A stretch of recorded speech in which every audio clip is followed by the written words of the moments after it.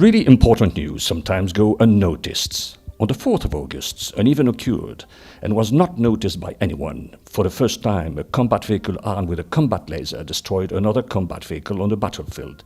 In a real war, on a real battlefield, not on a proving ground. Turkey is not sufficiently recognized in the ranks of the innovative countries in military affairs, and the Turks will surprise the world in this century. There have already been rumors about the Turkish plans to build a springboard aircraft carrier, similar in principle to Russia's Kuznetsov. The Turks participated in the F-35 program as a manufacturer of components, and they plan to create their own combat aircraft.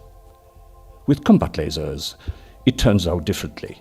Turkey, concerned about achieving military superiority in the region, as well as gaining qualitative advantages in military power over Greece and Russia, and apparently also over Israel, has long and seriously invested in innovative weapons systems, including weapons based on new technological principles.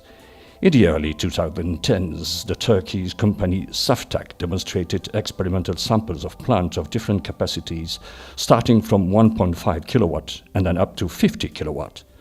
The systems were created in cooperation with TÜBİTAK, a state research institute. The Turks presented these systems as technology demonstrators and did not particularly hide the fact that they were planning to use these developments as weapons.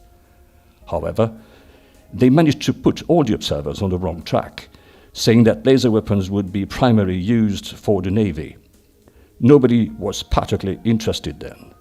In 2015, TÜBİTAK announced that its experimental lasers successfully hit targets. Then it became known that in that year alone, $450 million were spent on the program. But once again, the world didn't pay enough attention to the steady pace of funding of this program. In the same year, it became known that the Aselsan Holding, the largest Turkish military industrial corporation, took the Turkish laser weapons program under its wing. On the 7th of July 2018, the company issued a press release stating that it had successfully tested a combat laser capable of hitting small-sized UAVs from 500 meters, as well as destroying explosive devices from 200 meters. The combat laser gun was installed on an autocar, Cobra armored vehicle, and most importantly, was equipped with a guidance system that allows to continuously hold the laser marker on target. Aselsan's laser gun could cling to a specific point on the target and heat it until it's completely destroyed, even if the target was moving. And all this at an extremely low shooting cost. Why? A low-power laser gun requires only diesel fuel for the generator. Sensation, however, did not happen. No less calmly, the Turks continued to work on laser weapons. The stunning surprise came from the war in Libya.